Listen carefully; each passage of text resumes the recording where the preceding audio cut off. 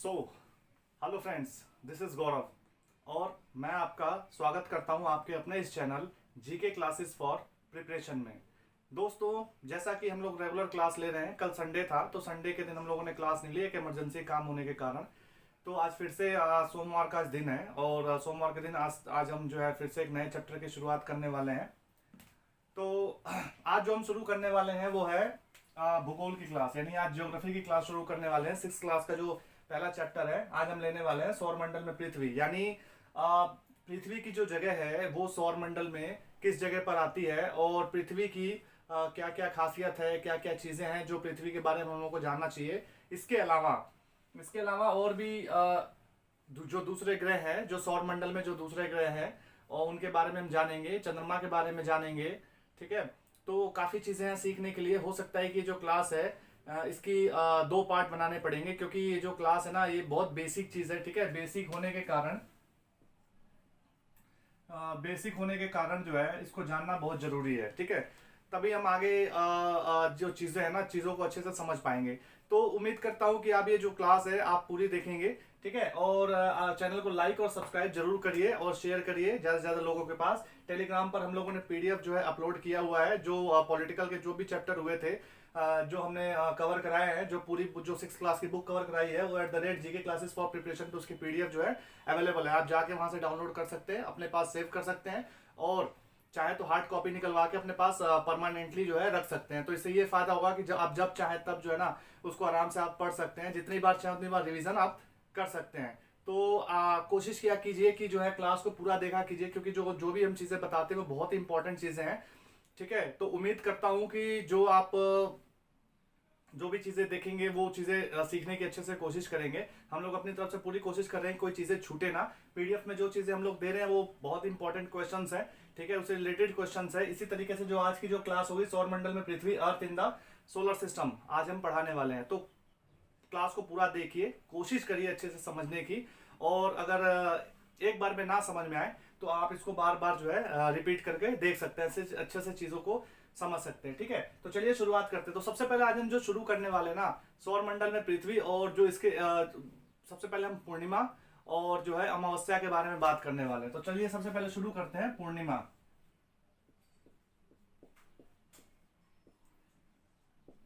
और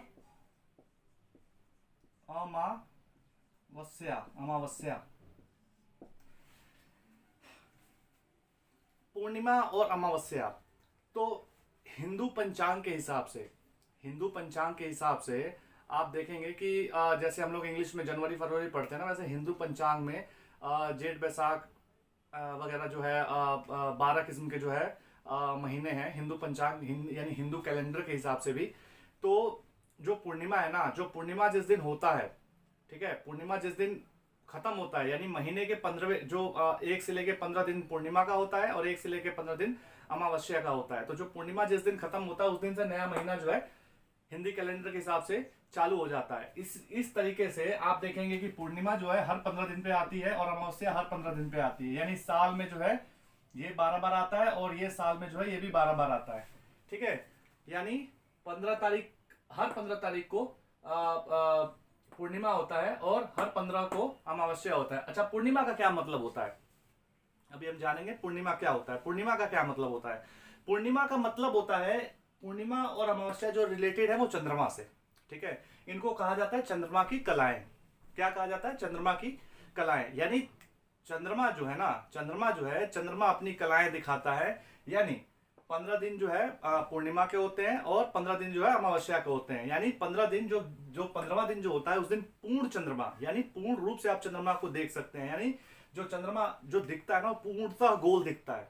ठीक है, पूर्णतः गोल दिखता है। ठीक है, तो इसको जो हम क्या कहते हैं, पूर्णिमा की रात कहते हैं। ठीक है, अमावस्या क्या होता है? अमावस्या जो होती है वो जो अमावस्या होती है, अमावस्या वाले दिन चंद्रमा पूरी तरीके से गायब हो जाता है। ठीक है, जो पूर्णिमा होती है, पूर्णिमा जो होती है वो शुक्ल पक्ष के दिन होती है। किस दिन होती है? शुक्ल पक्ष के दिन होती है।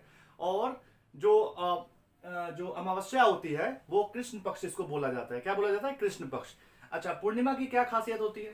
पूर्णिमा की खासियत ये माना जाता है हमारे धर्म में, हिंदू धर्म में ये माना जाता है कि जिस दिन पूर्णिमा होता है उस दिन जो भी आप देवी देवता, जिस भी देवी देवता की पूजा करते हैं, उस देवी देवता की पूजा उसी दिन करनी चाहिए। और पूर्णिमा जो 1 से लेकर 15 दिन तक जो पूर्णिमा चलती है, उस दिन में अगर आप पूर्णिमा के दिन देवी देवता की पूजा करते हैं तो उससे बहुत शुभ माना जाता है। अमावस्या को क्या माना जाता है? अमावस्या में माना जाता है तंत्र मंत्र। तंत्र मंत्र अमावस्या में ये माना जाता है कि जो तंत्र मंत्र होता है वो अमावस्या के दिन आदमी करता है। यानी सीधा सीधा ये कह सकते हैं आप कि ये देवी देवताओं से रिलेटेड है पूर्णिमा, और अमावस्या जो होते हैं तंत्र मंत्र यानी आप कह सकते हो काली शक्तियों से रिलेटेड होता है। ठीक है, जैसे मैंने आपको बताया कि हर 15 दिन पे पूर्णिमा होती है और हर 15 दिन पे अमावस्या होती है, यानी साल में ये 12 होते हैं और साल में ये भी अमावस्या भी 12 होती है। ठीक है, अब आई होप कि आप लोगों को समझ में आ गया होगा पूर्णिमा और अमावस्या में क्या अंतर होता है। इसको जो है ना नए चंद्रमा की रात्रि भी कहा जाता है। जो अमावस्या है इसको नए चंद्रमा की रात्रि भी कहा जाता है, क्योंकि जिस दिन ये अमावस्या होता है उसके अगले दिन फिर से पूर्णिमा का दिन शुरू हो जाता है। ठीक है, यानी 15 दिन रात्रि हो गई और 15 दिन पूर्ण रूप से रात्रि होती है, और रात्रि के बाद जो है पूर्णिमा शुरू हो जाती है। ठीक है, अच्छा, आप लोगों ने जो है आकाश में तरह तरह के तारे देखे होंगे। ठीक है, तरह तरह के आप देखते हो रात के टाइम कितने तारे जो है चमकते हैं, है ना। तारे चमकते हैं, आप देखते हो तरह तरह के। कुछ तारे जो है बहुत ज्यादा रोशनी वाले होते हैं, कुछ तारे जो होते हैं बहुत ज्यादा जो कह सकते हो कि जो थोड़े धुंधले से भी दिखाई देते हैं, कुछ टिमटिमाते हुए नजर आते हैं, है ना। इन सब के बारे में हम लोग बात करने वाले हैं। ठीक है, तो इनको हम लोग क्या कहते हैं? इनको हम लोग कहते हैं खगोलीय पिंड। क्या बोलते हैं?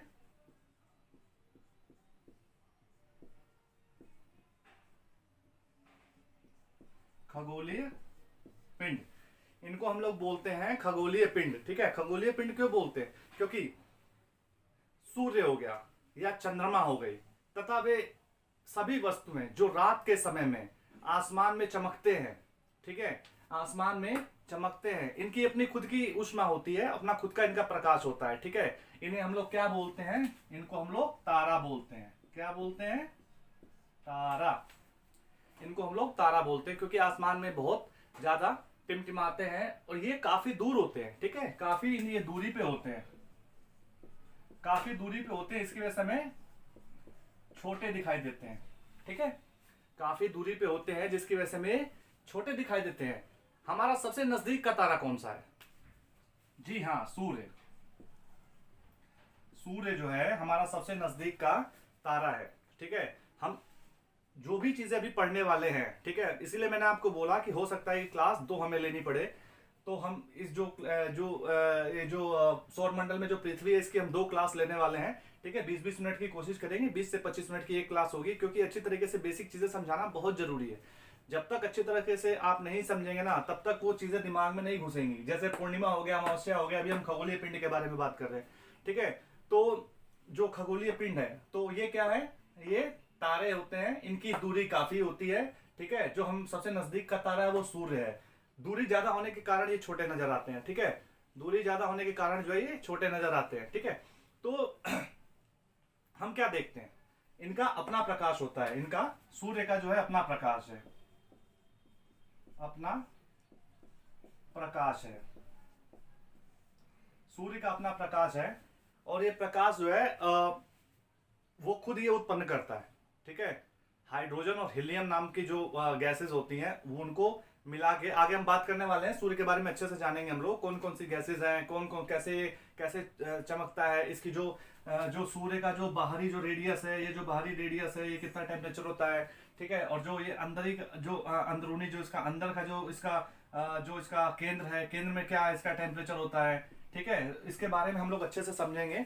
अभी मोटा मोटा अभी आप ये लोग जो ये जब चीजें मैं बता रहा हूँ ना, आप मोटा मोटा आप ये चीजें एक बार समझ लीजिए। उसके बाद जो अगली क्लास होगी, अगली क्लास में सूर्य के बारे में, पृथ्वी के बारे में, चंद्रमा के बारे में और बाकी जितने भी ग्रह हैं, ठीक है, बाकी जो है सूर्य के साथ जो सौर मंडल में जितने भी 8 ग्रह हैं, उन 8 ग्रहों के बारे में हम अच्छे से समझेंगे। इसीलिए क्लास मैंने बोला कि थोड़ी सी लंबी हो सकती है, तो हमने आधी आधी क्लास जो है 2 दिन की हमने क्लास की हुई है। 2 दिन की क्लास हम कोशिश करेंगे 2 दिन में हम इसको निपटा दें अच्छे से। ठीक है, फिर इससे रिलेटेड हम लोग क्वेश्चन भी है, वो जो है क्वेश्चन हम लोग टेलीग्राम पे अपलोड कर देंगे PDF के रूप में। ठीक है, तो ये तो हो गया खगोलीय पिंड।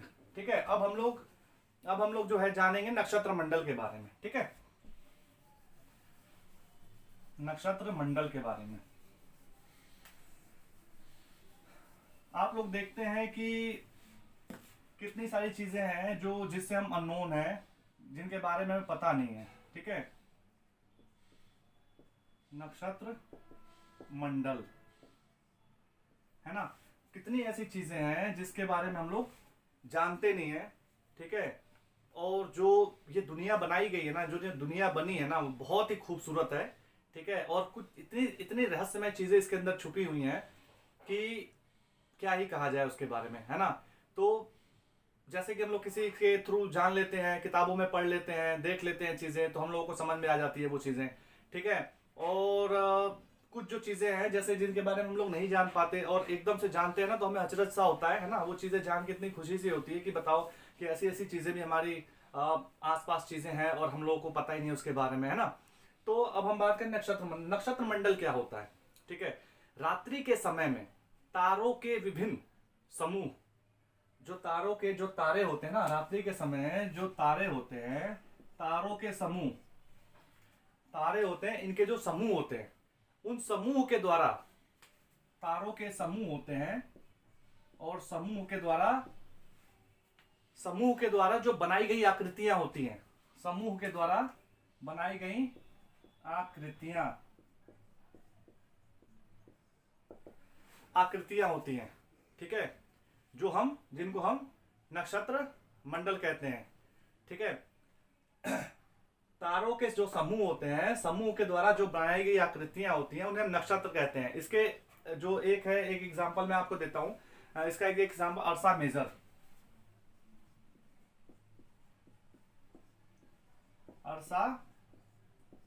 या बिग बियर।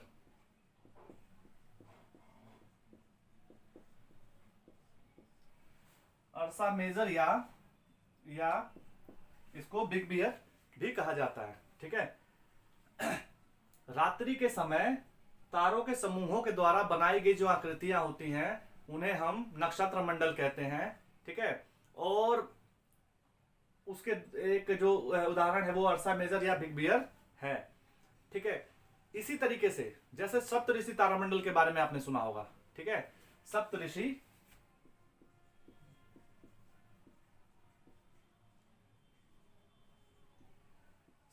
तारामंडल, इसकी खासियत क्या है। सप्तऋषि तारामंडल एक सीक्वेंस में ना, ये 7 तारे हैं, 7 तारे होते हैं जो एक सीक्वेंस के थ्रू जो है लगे हुए हैं।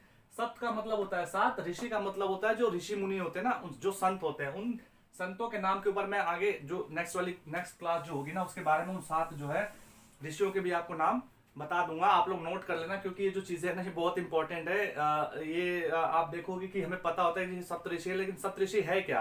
हम सिर्फ इतना जानते हैं कि सप्तऋषि जो है एक तारामंडल है, और तारे का एक समूह है। ठीक है, और जिसको हम सप्तऋषि तारामंडल बोलते हैं। लेकिन हमें हकीकत में कई बार सबको ये चीजें नहीं पता होती कि सप्तऋषि किस तरीके से पड़ा और किन किन ऋषियों के नाम के ऊपर इसका नाम पड़ा हुआ है। वो मैं चीज आपको नेक्स्ट क्लास में आपको जरूर बताऊंगा इसके बारे में। ठीक है, और उन 7 ऋषि मुनियों के भी नाम बताऊंगा, जिन 7 ऋषि मुनियों के नाम के ऊपर ये नाम पड़े हुए हैं। ठीक है, जैसे मैंने आपको बताया कि ये जो है, ये भी आसानी से जो है पहचाना जा सकता है, इसको आसानी से देख सकते हो, क्योंकि एक सीक्वेंस में जो है 7 तारे लगे हुए होते हैं। ठीक है, ये भी आसानी से जो है पहचाने जाने वाले तारों का समूह है नक्षत्र मंडल।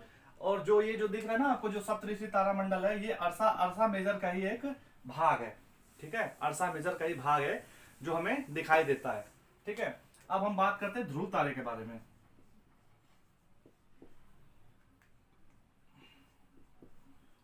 ध्रुव तारा, आप देखते हो कि आसमान में सबसे ज्यादा जो चमकने वाला तारा होता है वो जो है ध्रुव तारा होता है। ठीक है, ध्रुव तारा की खासियत क्या है, इसको हम लोग दिशा संकेतक के रूप में इसको इस्तेमाल करते हैं। यानी अगर हमें मान लीजिए कि हम किसी ऐसी जगह पे चले गए, मान लीजिए कोई रेतीली जगह हो जहां पे ना तो घर हो, ना बार हो, ना पेड़ पौधे हो, कुछ भी नहीं हमारे पास। ठीक है, ना पानी का आसरा हो, तो सबसे पहले अगर हम रात के टाइम में अगर किसी जगह पर हैं, तो हम सबसे पहले ध्रुव तारे को देखेंगे, यानी आसमान में जो तारा सबसे ज्यादा चमकता हुआ दिखाई देगा। और ये खास तौर से सप्तऋषि तारामंडल की एक जो उत्तरी दिशा में ना, ये उत्तरी दिशा में जो है होता है,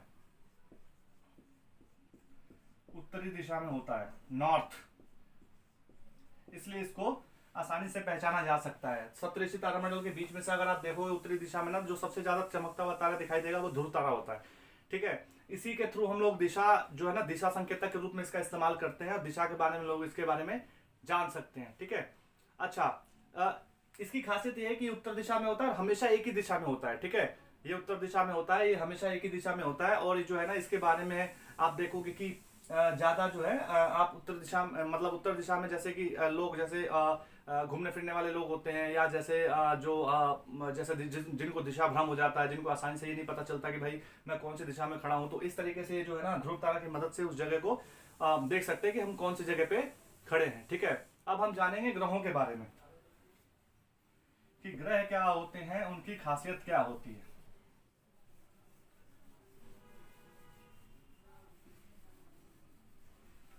आप चाहें तो अगर चीजें ना समझ में आए तो आप उसको रोक रोक के वीडियो को देख सकते हैं।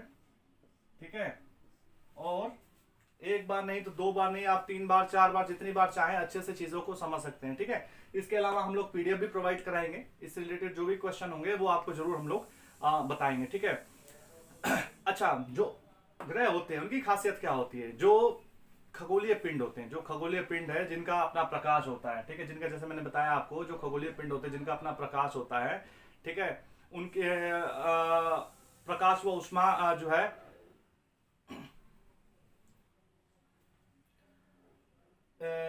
होता है। ठीक है, खगोलीय पिंडों में। और जो ये जो ग्रह होते हैं इनका अपना जो है ऊष्मा, वो प्रकाश इनका अपना नहीं होता है।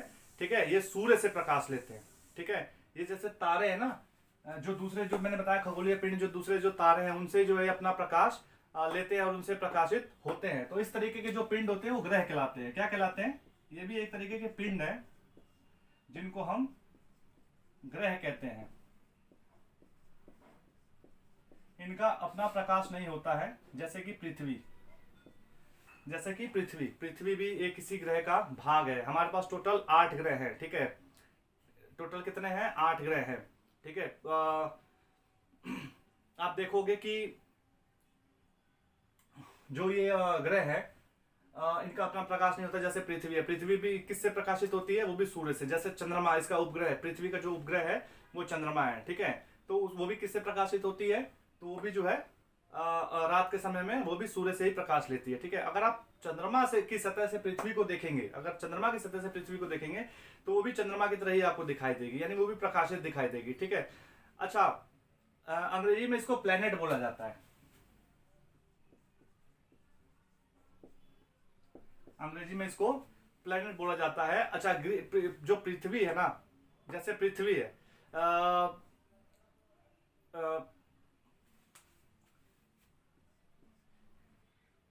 जैसे पृथ्वी है, तो जो ये प्लेनेट जो लिखा हुआ है ना, इसको ग्रीक भाषा में प्लेनेटाई कहा जाता है। इसको ग्रीक भाषा में क्या कहा जाता है?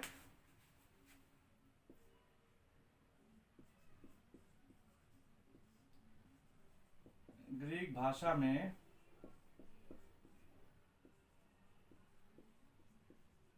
प्लेनेटाई, ग्रीक भाषा में इसको प्लेनेटाई कहा जाता है, जिसका अर्थ होता है परिभ्रमक, अर्थात चारों ओर घूमने वाला, जिसका अर्थ होता है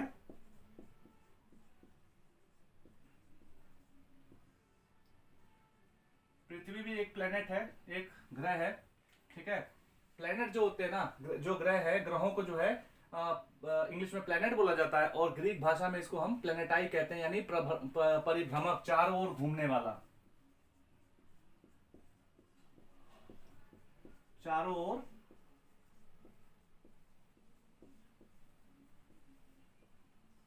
घूमने वाला। क्या बोलते हैं इसको हम? चारों ओर घूमने वाला। जो पृथ्वी, जैसे मैंने आपको बताया है कि ये लोग जो है जो ये ग्रह होते हैं ना, ये ग्रह जो होते हैं वो सूर्य से, जो सूर्य, क्योंकि सूर्य ही इनके ज्यादा नजदीक है ना, तो सूर्य से जो अपना ऊष्मा प्राप्त करते हैं। क्या आपने सोचा है कि अगर सूर्य ना हो, अगर सूर्य ना हो तो हमारा क्या होगा? सूर्य से हमें विटामिन डी मिलता है। पौधे भी बिना सूर्य के अपना भोजन नहीं बना सकते, है ना। और बिना बिना रोशनी के हमारा क्या होगा, हम लोग अंधेरे में होंगे, है ना। क्या आपने उन देशों के बारे में सोचा है कि जहाँ पे 6 महीने दिन और 6 महीने रात होती है, 6 महीने सूर्य नहीं निकलता है, ठीक है, निकलता है लेकिन दिखाई नहीं देता, है ना।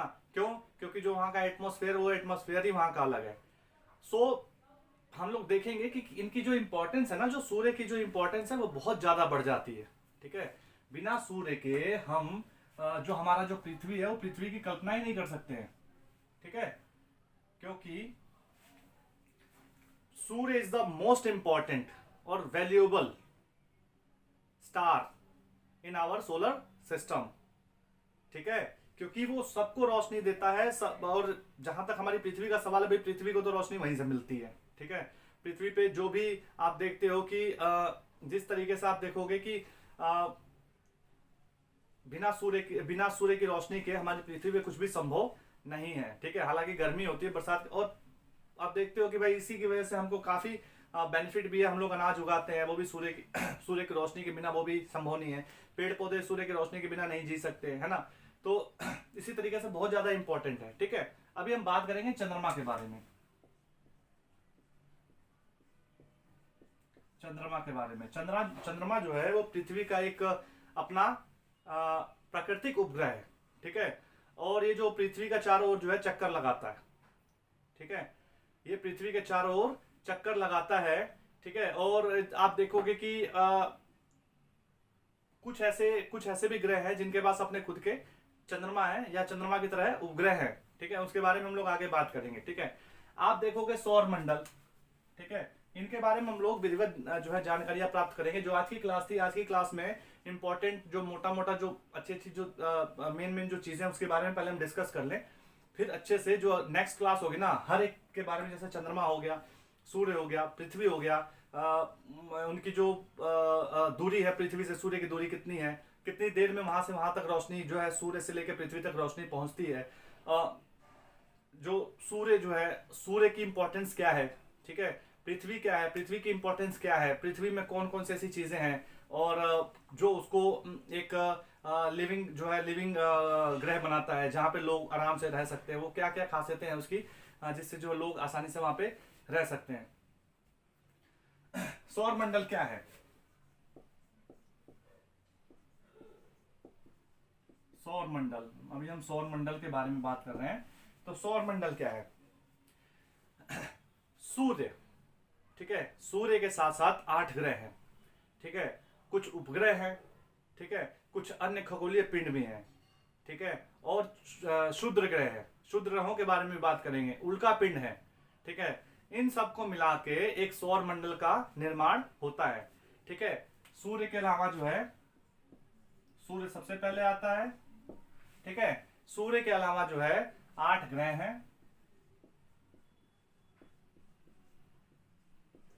कुछ के उपग्रह हैं, ठीक है। इसके अलावा आप देखोगे कि अन्य खगोलीय पिंड जैसे क्षुद्र ग्रह हैं,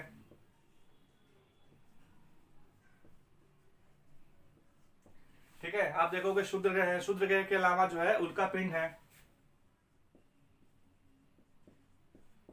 इन सब के बारे में हम लोग जानकारी इकट्ठी करेंगे, एक एक करके इन सब के बारे में हम लोग जानेंगे, ठीक है। तो ये जो है मिलके क्या करते हैं, सौरमंडल का निर्माण करते हैं, ठीक है। इसे हम सौर परिवार के नाम से जानते हैं। क्या, किसके नाम से जानते हैं? सौर परिवार। इनका मुखिया कौन है? सौर परिवार का मुखिया कौन है?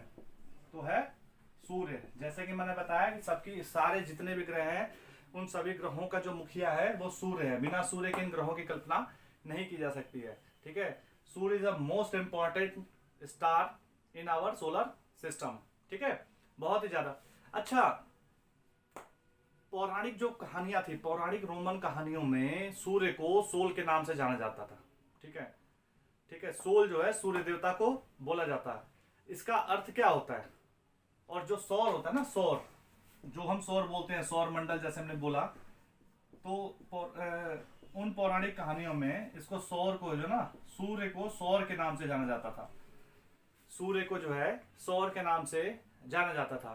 ठीक है, इसीलिए इसका नाम जो है सौर मंडल पड़ा। ठीक है, इसका नाम क्या पड़ा? सौर मंडल।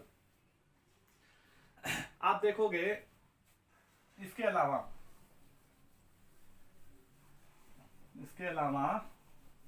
हम 3 ग्रहों के बारे में बात करते हैं अभी मोटा मोटा, फिर उसके बाद हम लोग विधिवत इनके बारे में जानकारियां इकट्ठी करेंगे। ठीक है, अभी हम बृहस्पति, शनि और यूरेनस के बारे में बात करते हैं। बृहस्पति,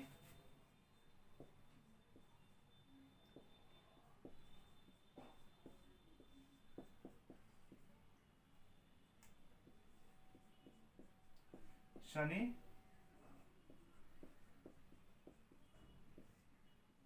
यूरेनस, इसके बारे में हम लोग बात करते हैं। जो ये 3 ग्रह है ना, इनके चारों ओर छल्ले होते हैं। ठीक है, और विभिन्न पदार्थ यानी अलग अलग तरीके के इनके पदार्थ होते हैं। ठीक है, और पदार्थों में क्या क्या होता है? असंख्य छोटे छोटे जो जो आप कह सकते हो असंख्य छोटे छोटे जो पिंड होते हैं ना, उन पिंडों की जो है पट्टियां होती हैं। ठीक है, अच्छा, एक खासियत यह है कि जो पृथ्वी से भी ना उन जो जो पट्टियां हैं, जो उनके जो छल्ले हैं, उन छल्लों को है पृथ्वी से शक्तिशाली दूरबीन की मदद से देखा जा सकता है। ठीक है, शक्तिशाली दूरबीन की मदद से देखा जा सकता है।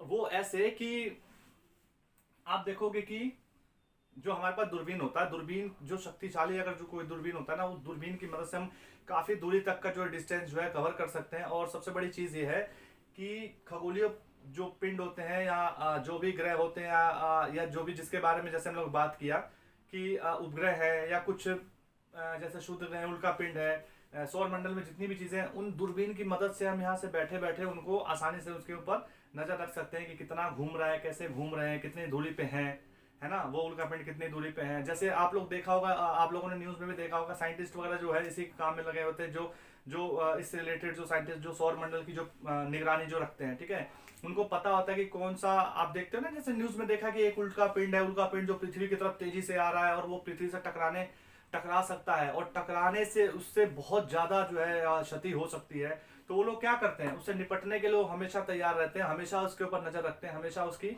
पढ़ाई करते रहते हैं कि कौन सी चीज कहाँ से आने वाली है, पृथ्वी को कोई खतरा नहीं होना चाहिए, है ना। साइंटिस्ट का क्या यही काम है ना, जिससे कि हमारे जो जो पृथ्वी है, पृथ्वी को नुकसान ना हो। अगर मान लीजिए पृथ्वी पर तेजी से 1 किलोमीटर या 2 किलोमीटर लंबा चौड़ा जो है, जिसका जो 1-2 किलोमीटर की जो जिसका रेशियो हो, है ना, इतना बड़ा अगर आके उल्का पिंड अगर पृथ्वी से टकराए तो सोचिए कि पृथ्वी का कितना बड़ा नुकसान हो सकता है ना। कितना आप देखोगे कि लगभग एकदम से कितने, मतलब कितना नुकसान, हम उसकी कल्पना नहीं कर सकते कि कितना नुकसान हो सकता है ना, और पूरी तेजी से, इतनी तेजी से आके टकराए।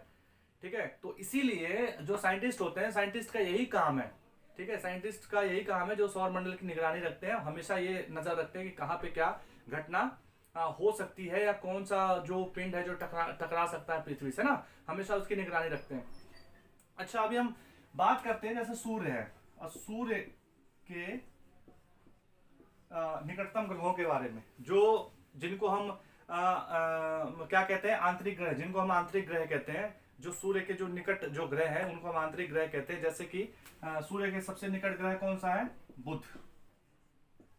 बुध, ठीक है, बुध को हम लोग मरक्यूरी, जैसे बुध को हम लोग मरक्यूरी बोलते हैं। ठीक है, अच्छा, इसकी खासियत क्या है?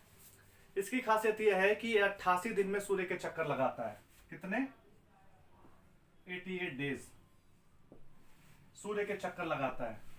और अपने अक्ष पे कितने दिन में घूमता है? ये अपने अक्ष में कितने दिन में घूमता है? तो ये घूमता है 59 डेज, 69 डेज, सॉरी 59 डेज, 59 दिन।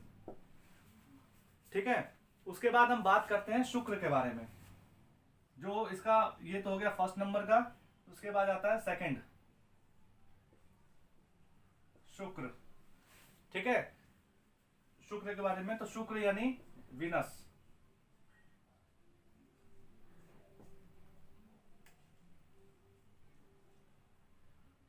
इसकी खासियत क्या है? तो ये जो शुक्र है 255 दिन में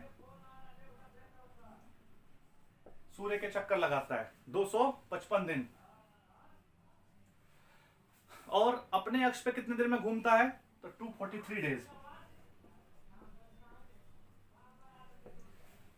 अपने अक्ष पे कितने दिन में घूमता है? तो 243 डेज। ठीक है, अब हम बात करते हैं पृथ्वी के बारे में, यानी फर्स्ट, ये हो गया फर्स्ट। सूर्य से दूरी के बारे में बात करते हैं। याद रखिएगा कि सूर्य से दूरी के बारे में हम लोग बात कर रहे हैं। ठीक है,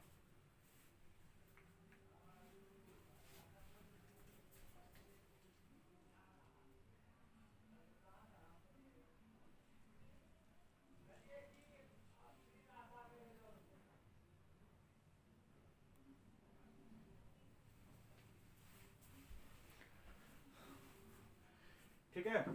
तो उसके बाद जो पृथ्वी है, उसके बाद जो पृथ्वी है, पृथ्वी जो है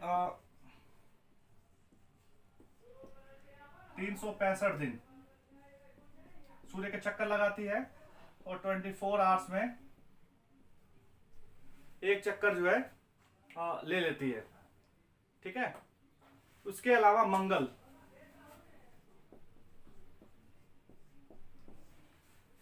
मंगल जो है 687 दिन में सूर्य का चक्कर लगाता है। ठीक है, और एक जो है अपनी जगह पे एक दिन में घूमता है, यानी इसका जो घूमने की जो गति है वो काफी तेजी से है अपने जगह पर। ठीक है, तो आज की क्लास के लिए हम लोग आज इतना ही पढ़ेंगे। ठीक है, और आप देखोगे कि सौर मंडल में पृथ्वी, क्योंकि ये क्लास जो है लंबी हो रही है तो हम चाह रहे हैं कि भाई 2 क्लास ले लें हाफ हाफ करके। ठीक है, तो उसके लिए हम चाह रहे हैं कि भाई इसके लिए ज्यादा आपको अच्छे से चीजें समझ में आ जाए। ठीक है, तो अभी के लिए हम लोग जो है ये क्लास यहीं पे समाप्त करेंगे। ठीक है, और अगली जो क्लास होगी ना वो जो है कल फिर से हम आएंगे अपनी एक नई क्लास के साथ। नई क्लास मतलब जो इसका जो छूटी हुई जो चीजें हैं उसको हम अच्छे से आगे भी पढ़ेंगे। ठीक है, तो उम्मीद करता हूँ कि आपको ये समझ में आया होगा। ठीक है, आप चैनल को लाइक और सब्सक्राइब जरूर करिए और शेयर कर दीजिए इस चैनल को, ताकि और अच्छे से लोगों को जानकारियां मिल सके। ठीक है, तो टेलीग्राम जो है पीडीएफ के लिए Telegram @GK classes for preparation जो है आप लोग उसको जरूर जाके उसका विजिट कीजिए। ठीक है, तो उम्मीद करता हूँ कि आप सभी स्वस्थ होंगे, मस्त होंगे और अपना ख्याल अच्छे से रख रहे होंगे। स्वस्थ खाइए, स्वस्थ रहिए। नमस्कार, धन्यवाद।